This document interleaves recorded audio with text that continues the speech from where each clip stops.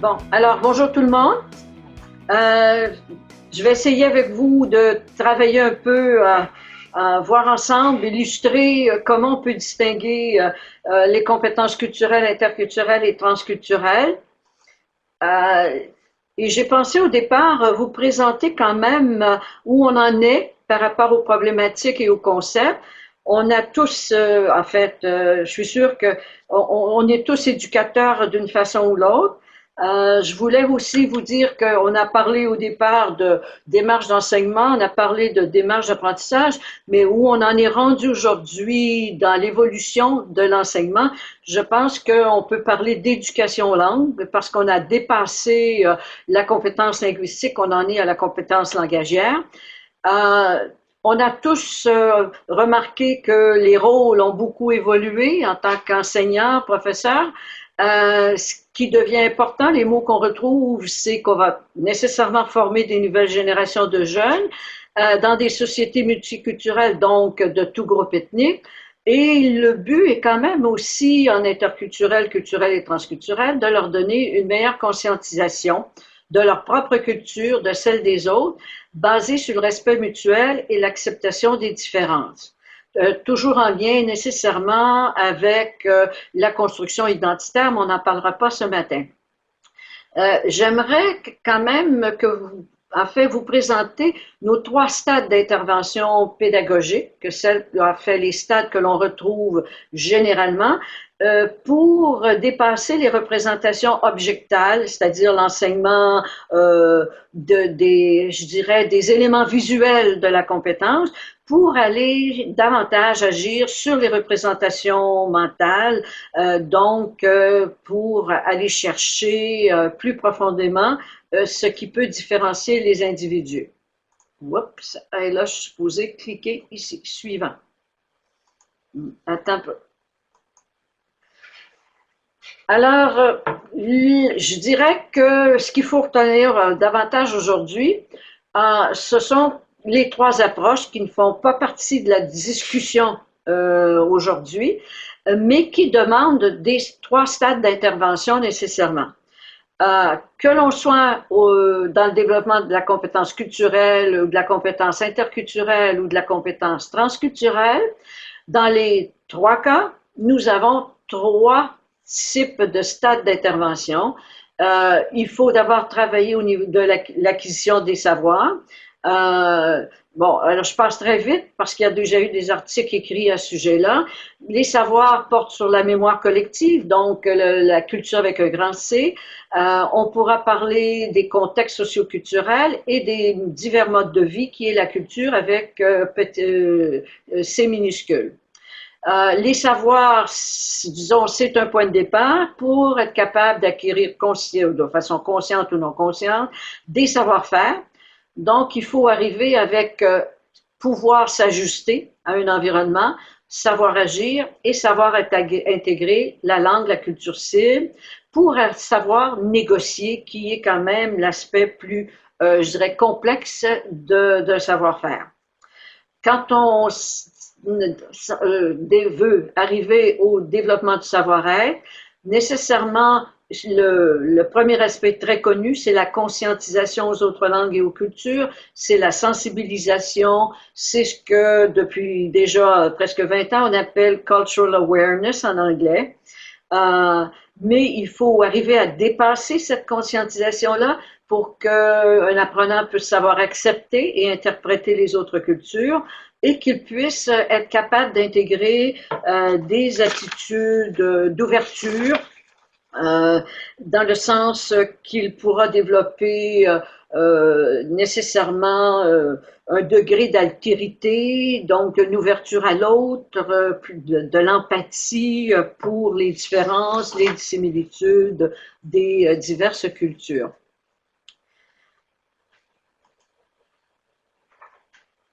Alors, j'ai pensé vous présenter l'analogie du iceberg. Vous en aurez donc 3 illustrations. Le premier iceberg, il est seul. C'est celui qui représente la culture que j'ai appelée la culture 1, qui est pour moi la culture première. celle de notre enfance, celle avec laquelle on s'est développé, qu'on a construit notre identité. Et vous remarquez que c'est un exemple qui est fort utilisé. Pourquoi le iceberg? C'est parce qu'on sait que la partie qui est au-dessus de l'eau est toujours la partie la plus petite et que celle qui est sous l'eau est quand même celle qu'on ne voit pas et qui est très souvent la plus importante. Donc, celle qui est sur l'eau, c'est la culture externe, c'est celle qu'on peut apprendre de façon explicite, c'est celle qui est consciente, elle est facile à changer et elle comprend des connaissances subjectives.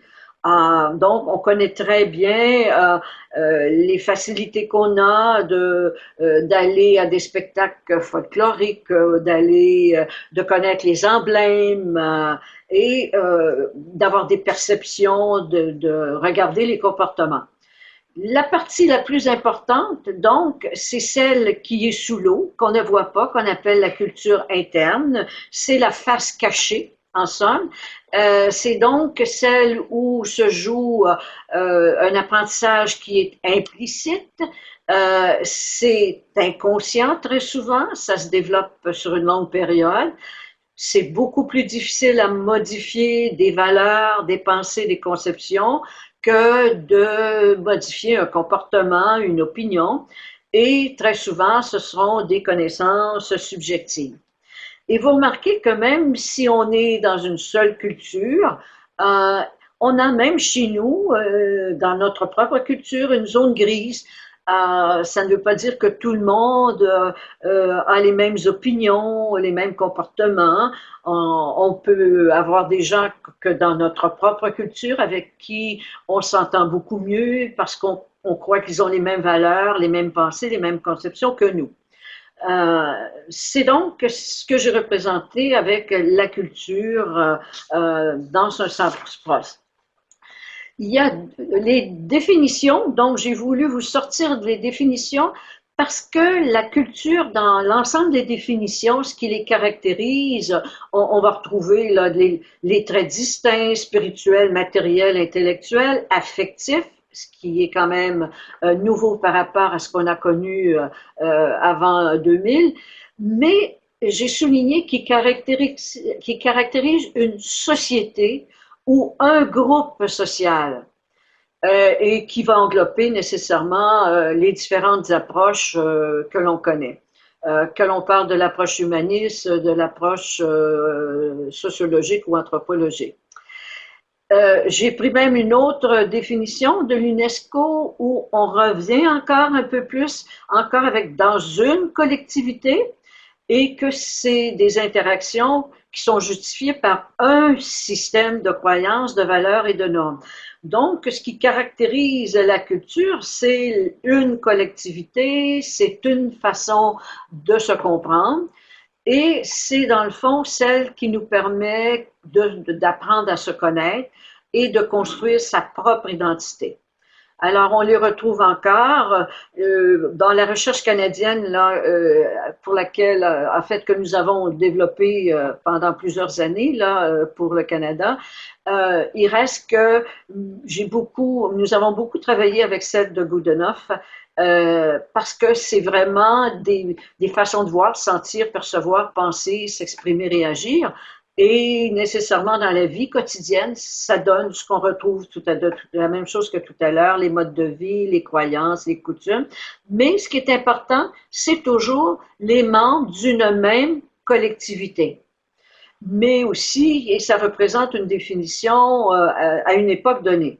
Remarquez que si vous cherchez une définition du mot de la culture, si vous allez dans un dictionnaire anthropologique ou sociologique, vous allez trouver à peu près 150 définitions de la culture.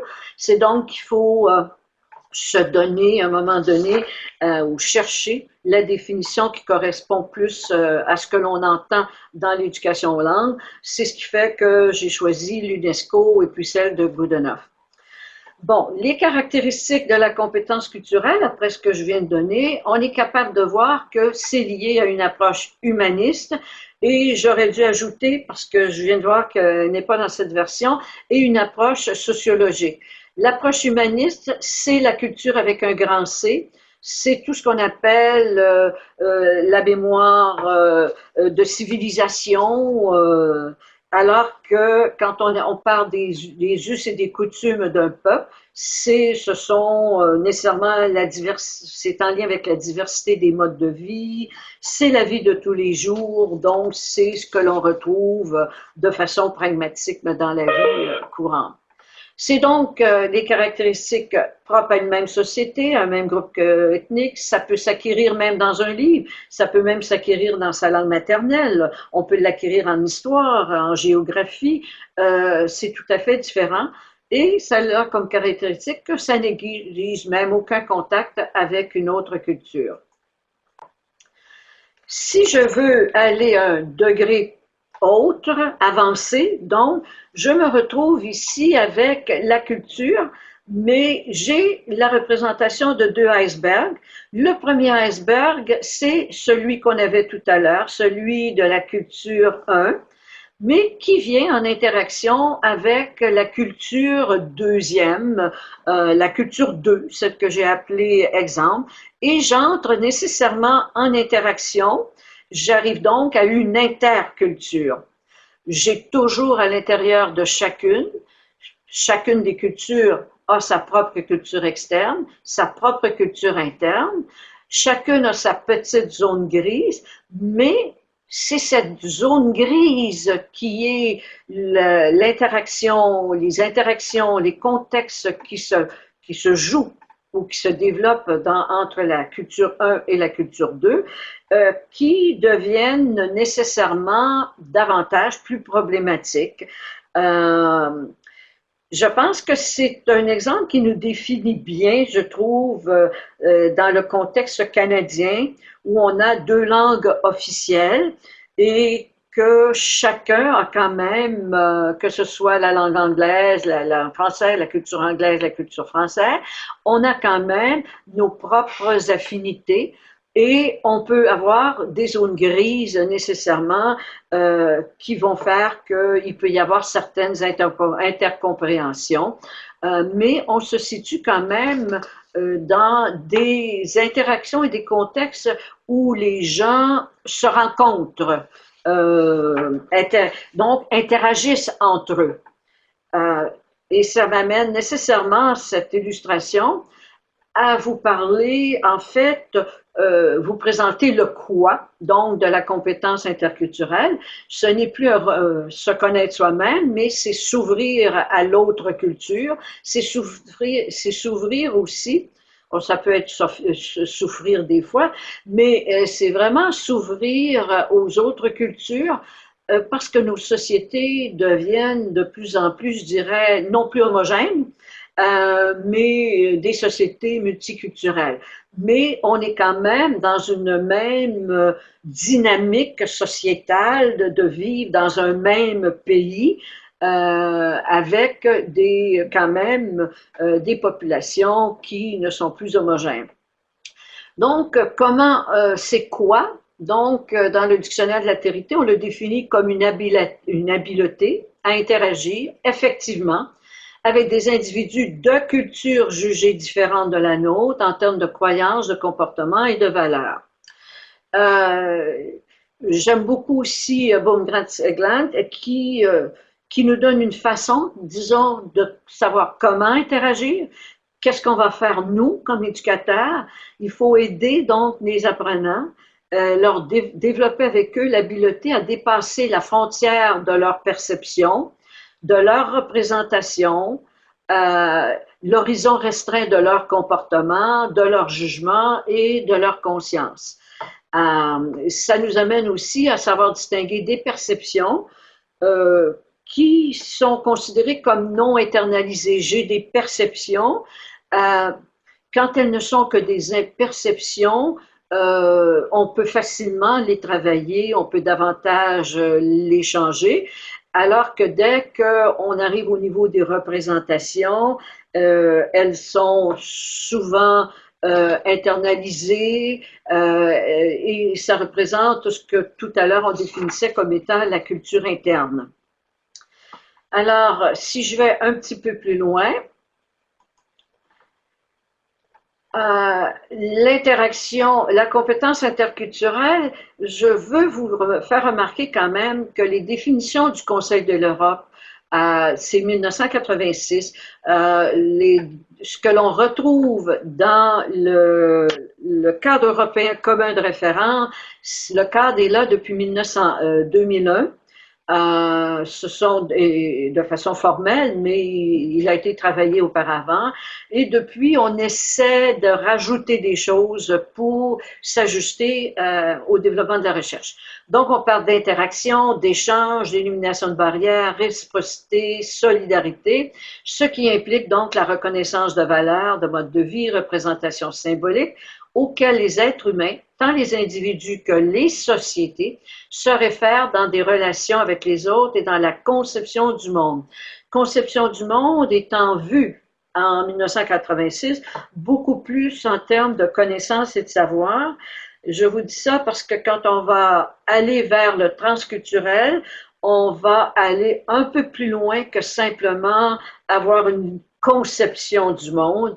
On ira plus vers les savoir-faire et vers les savoir-être par rapport à notre vision du monde.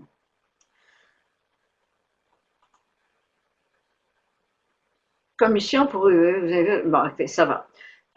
Donc, j'ai trouvé cette définition de Toussaint Fortier, cette façon de le voir, qui est intéressante, de voir l'interculturel qui implique trois dimensions. Communication privée, oui ou non, c'est parce que j'ai un message qui m'arrive. Donc, la perspective subjectiviste, c'est donc deux individus qui sont conscients de leur bagage culturel et qui varient nécessairement selon l'âge, le sexe, l'appartenance sociale et la trajectoire. Mais c'est aussi une perspective interactionniste, en ce sens qu'on reconnaît la présence de deux acteurs en présence. C'est fixé sur le rapport du je avec nécessairement l'autre. C'est le nous, c'est le eux que l'on retrouve. Et la perspective situationnelle, ici, on fait cas des différences des statuts, pas seulement des différences de normes et de valeurs dans l'interaction entre les personnes. Les cultures ont leur inscription dans l'histoire, dans l'économie, dans la politique, d'où la complexité des interactions. Alors, c'est intéressant de voir qu'elle est assez complexe, mais elle est encore, si vous remarquez, toujours définie interculturelle en termes de deux individus, deux acteurs, deux situations telles quelles. On arrive donc encore dans les caractéristiques. Donc, par rapport à ce qu'on a trouvé dans les définitions, qu'est-ce qu'on a comme caractéristique? C'est la prise en compte de diverses cultures dans une société multiculturelle. Donc, culture 1, culture 2, peut-être d'autres aussi. C'est la rencontre avec les autres cultures. C'est l'ajustement de ses propres interactions en fonction des interlocuteurs des diverses cultures. C'est l'ouverture à l'autre, à la mobilité intellectuelle, mais sans perte d'identité. L'interculturalisme, donc, il repose sur le développement de la compétence culturelle. Et ça, c'est important parce que l'inverse n'est pas vrai. Je peux enseigner la compétence culturelle et l'apprenant ne développera jamais et ne jamais travailler une approche interculturelle. Mais par contre, si je travaille dans une approche interculturelle, nécessairement, je passe par les savoirs, les savoir-faire, par la compétence culturelle que l'apprenant doit au moins connaître.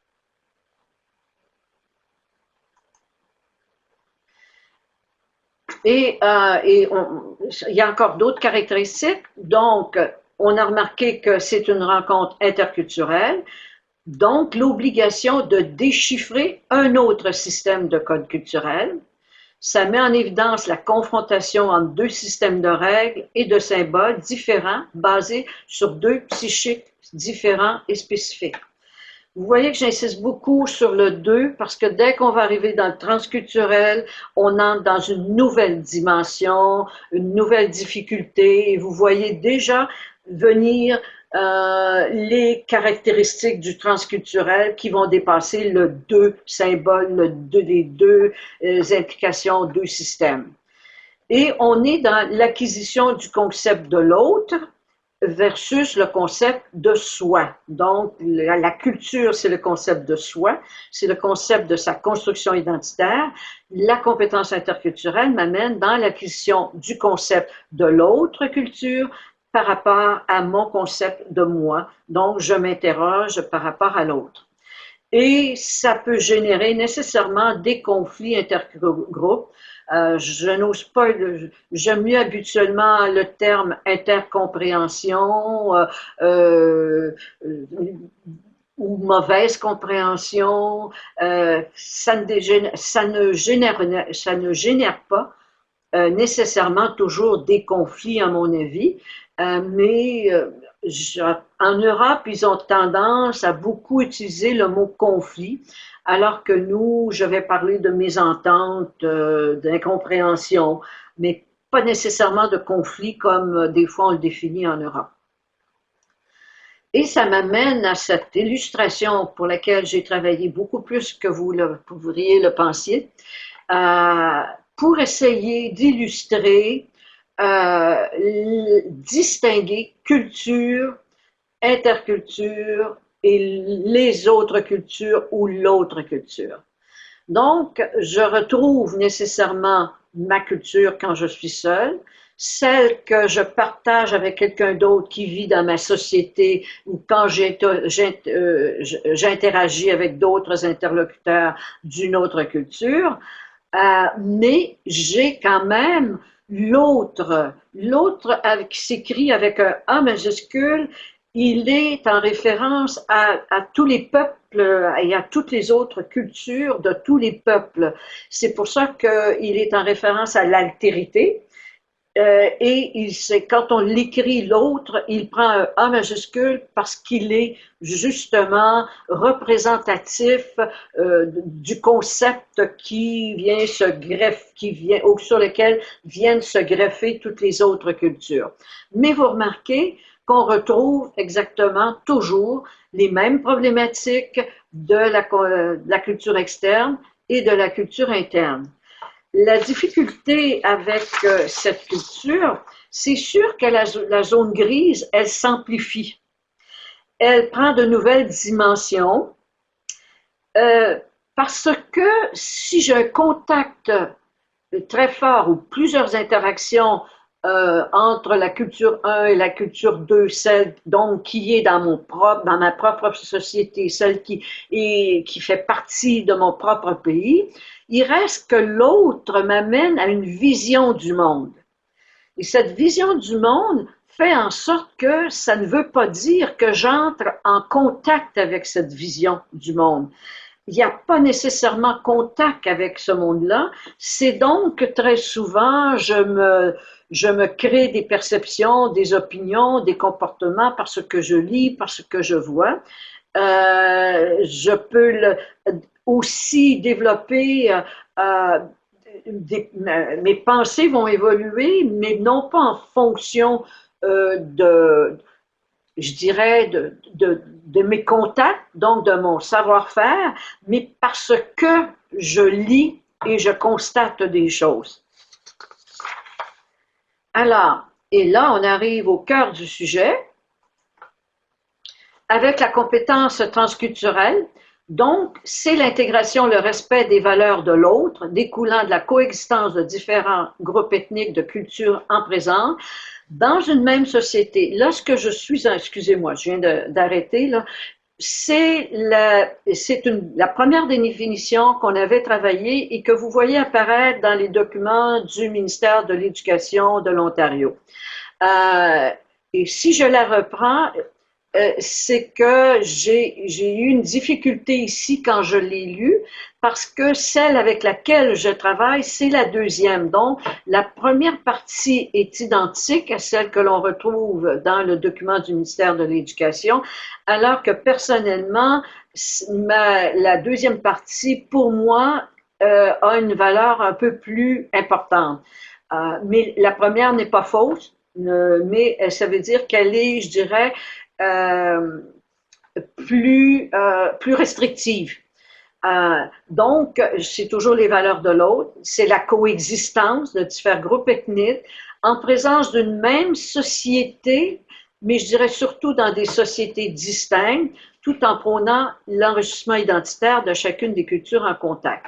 Alors moi, je vais surtout parler de culture en présence dans des sociétés distinctes, voire transnationales, et donc liées à une vision du monde et à un enrichissement identitaire de chacune des cultures en contact.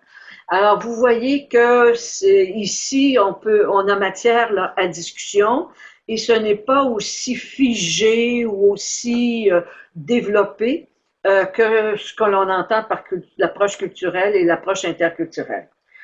Donc, j'arrive dans le cœur même des trois types de compétences et j'ai essayé de faire un tableau pour vous permettre de voir vraiment les distinctions. Alors, je vais y aller par, disons, en y allant à l'horizontale, donc le développement horizontal.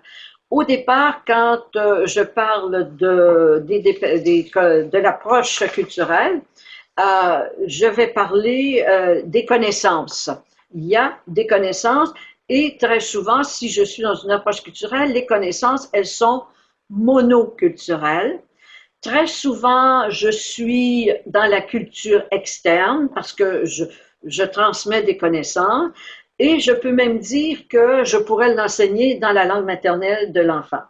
Ce qu'on a vu en Europe avec le cultural awareness. Mais dès que j'arrive avec une approche interculturelle, je suis obligée d'entrer dans des interactions avec l'autre culture, avec une autre culture. Je dois entrer dans un savoir-agir. Je n'ai plus seulement des connaissances, mais j'ai un savoir-faire, un savoir-agir qui vient s'intégrer. Et nécessairement, comme je m'intéresse à l'autre, je suis obligée de dépasser des perceptions, des comportements. Je rentre dans des éléments de la culture interne.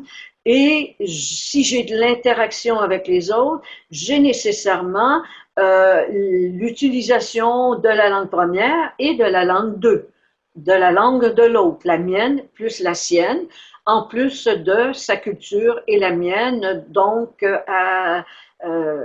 je dirais, à transiger.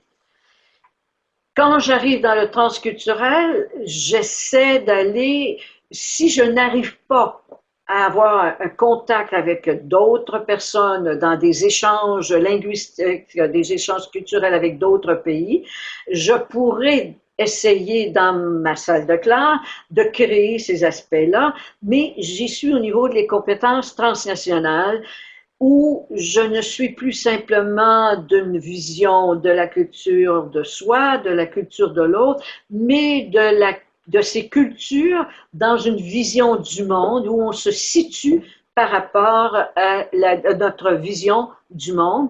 Et je vais nécessairement parler de multilangue, j'aurais pu parler de multiculture ici aussi. Ça, c'est ce qu'on retrouve au niveau quand même des savoirs, des savoir-agir.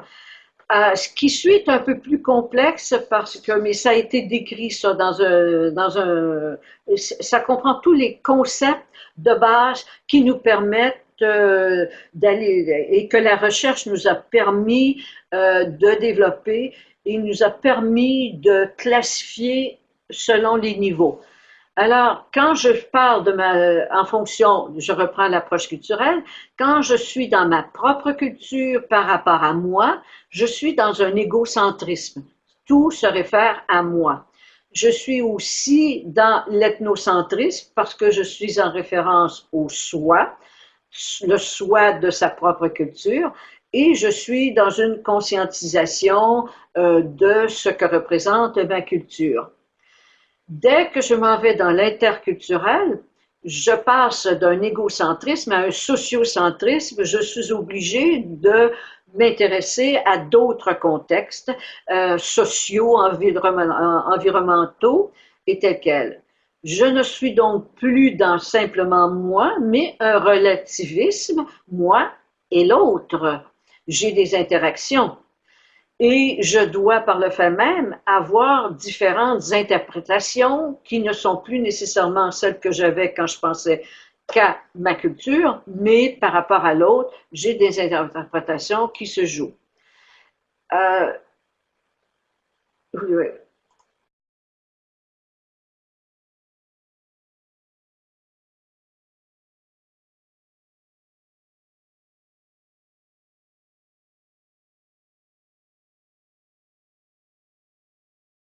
perdu le son. Vous voulez vous en aller dans une conversation privée, alors j'ai perdu le son. Alors, vous m'entendez? Ça doit. Ça va? OK. Donc, je continue. J'étais donc dans l'approche interculturelle et la dernière, dans la deuxième colonne, donc, et deuxième partie du tableau, où j'en suis à être capable d'arriver à déceler les spécificités de l'autre.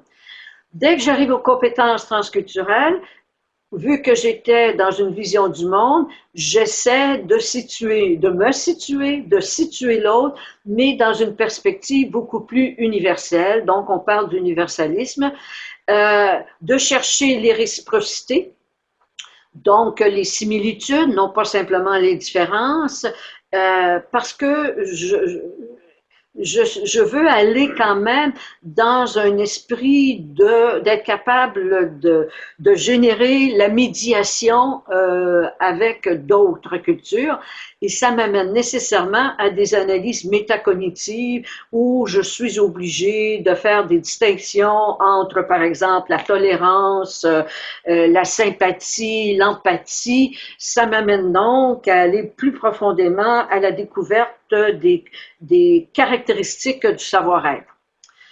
Si je m'en viens maintenant, je reviens donc à la dernière partie, mais je reviens à l'approche culturelle. Au départ, je suis dans un savoir comprendre.